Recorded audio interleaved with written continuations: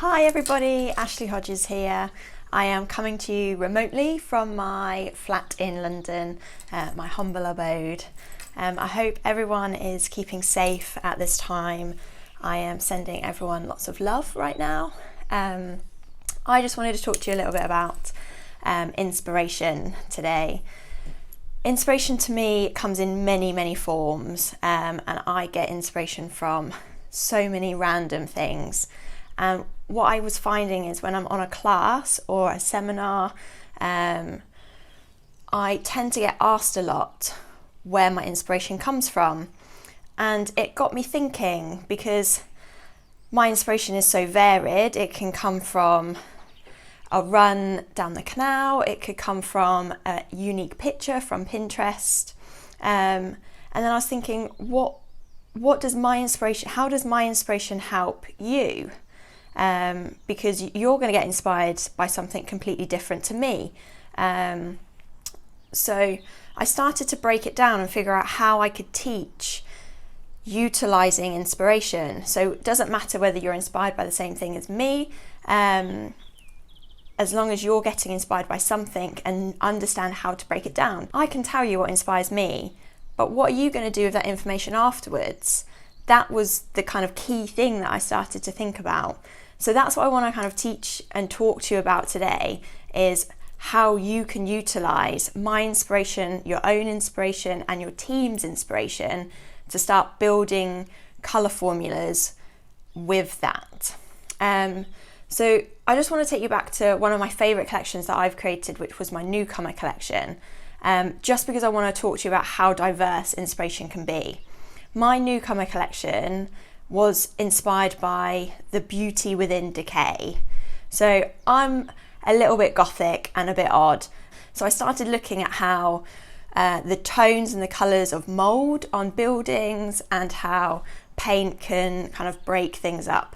So I just wanted to show you as a reference point where you can go with stuff. So this image that is one of my favourite images, was kind of combining colour and avant-garde, and I was utilising kind of how mould on a drywall and making that into a hair image.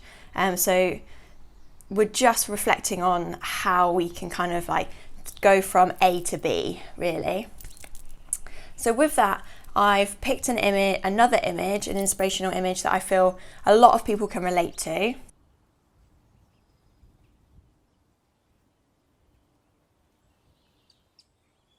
And it's a sunset or a sunrise, I'm not sure which way it is, over the ocean. Colour-wise, the colours in it are beautiful. So I thought this is an image everyone can relate to. It's not a little bit weird and wonderful like myself. It's something that you could all understand. And I just thought we could then together, we can start breaking this down. So the first things I look at is whether it's cool or warm as a primary image. So looking at this image, we want to decide whether it's primarily warm or cool. So looking at this, it is primarily warm, but there are some cool tones within it. So we want our end result to primarily be warm, but with some coolness within that. So let's look at the warm tones within this. There are pinks, reds, orange, there's some peach, there's yellow. You'll have to excuse my handwriting. But there's also lilac and lavender.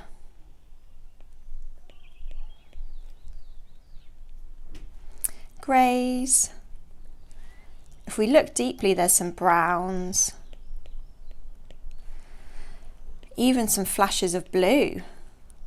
And then there is that strip right through the middle, that's black. But there's also that sea foam, which we can see, and that's white. Okay, so we could go on for ages. There's probably 100 colours that we could depict from this one image. But what we're going to do now is think of the colour nuances, so the hair colour nuances within this. And I don't want you to think of ones that exist. You don't have to think of anything that's in a shade chart. All we're going to do is think of pure tones within hair colour. So we're thinking comma red, so we've got comma 6, comma 1, comma 3, 4, comma 2, comma 2, 2, even a comma 0, comma 4, comma 3 on its own, maybe even a 3, 2, a comma 2, 3, maybe even a comma 2, 4,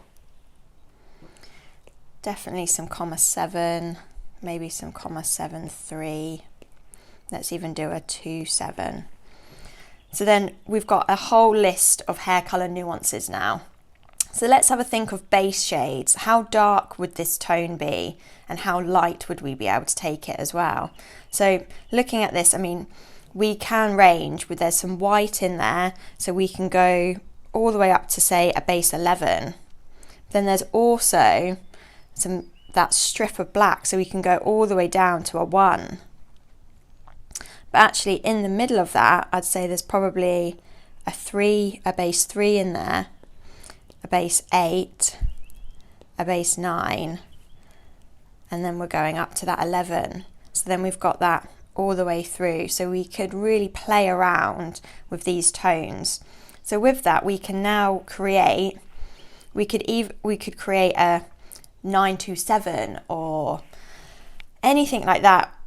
We've now created a whole shade chart of our own for this one image. I think that's what's really important about understanding inspiration, is to really understand how to break that down,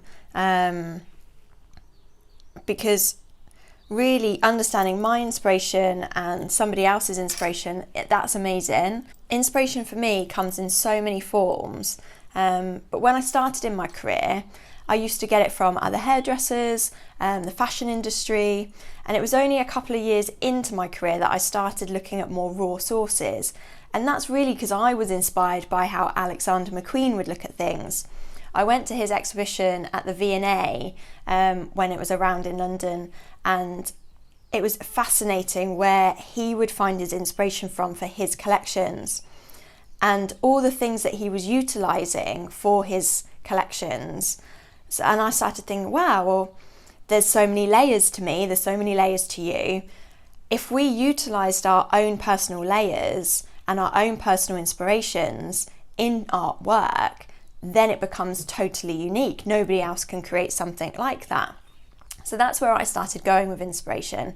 So when people would ask me what my inspiration was, I would think, but I'm a different person to you. We have a different blueprint in this world. So how is my inspiration going to help you? So that's when I started really wanting to break this down. And this is where this has come from. So from one image, we can now create like our own shade chart. We've created so many formulas for this one image so that we can play around and get the right thing for the right person. And I think this is a really good way of kind of coming together as a team, especially in times like this. If you all chose one image and broke it down like this, decided if this image was warm or cool, and most images will be warm and cool, but what you want to do is think of what primarily is it, and then we'll layer in the extra tones within that. And you can do it the same with techniques. You can break it down in exactly the same way, have a look whether it's blending, if it's quite solid shapes, and then that's how you'll work your techniques with it. So from one image, you could create 20 looks. So if you and your team during this time all picked one image each, think about how many looks you could personalize for your clients when they come back after all of this. I think it could be really quite special as a team building thing, because again, you can do it remotely. You can all choose an image and really break this down. utilise this template. Think firstly of whether it's warm or cool. Think of the tones that are within it already. Think of those colours, not as hair colours, just think about what you see from that image, and then break that down into hair nuances, hair colour nuances, and then base shades, and then you can start really adding those all together and playing and having a play with your formulations and your wefts, and then you can start playing with it on your client. I hope this has helped, and I hope this has inspired you. It's something that we can all do working remotely at this moment in time to keep our minds ticking over, and I hope you all stay safe. Thank you.